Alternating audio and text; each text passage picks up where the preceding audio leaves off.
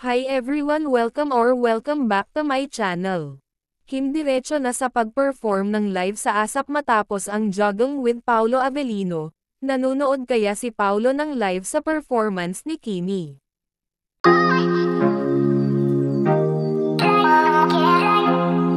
Maagang spotted si Kim Chiu at Paolo Avellino kanina sa kanilang daily jogging routine. Makikita nga ang dalawa na talaga namang hindi mo mapaghiwalay kapag sila ang magkasama. Kitang-kita nga ang kanilang mga larawan kung saan ay katatapos lamang nila mag-jogging, nang makunan nga ito ng mga larawan na sila ay nagkakape, tulad ng ginagawa nila ni Kim Chiu at Paolo Avellino na nagkakap talaga matapos ng kanilang pag-jogging. Kung matatandaan pa nga sa isang jogging kung saan ay naispatan ang dalawa na nag-share ng isang kape lamang.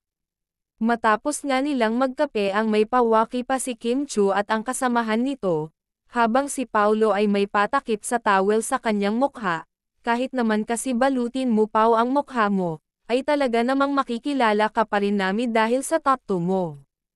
Maraming mga avid fans nga ng Kim Pao ang masaya na may pa-update na muli ang magkasintahan na magkasama.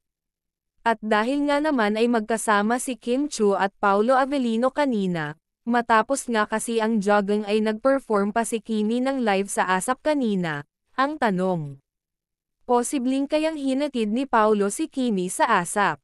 Kung saan, ay laging ginagawa ito ni Pao sa It's Showtime. Di ba ganyan naman talaga kapag magkasintahan, laging hatid sundo ang babae kapag pupunta sa work.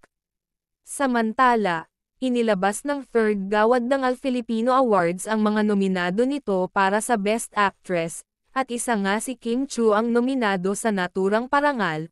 Ang gabi ng mga gantimpala ay gaganapin sa ika-19 ng Setyembre taong 2025 sa Titrino Promenade sa Green Hills.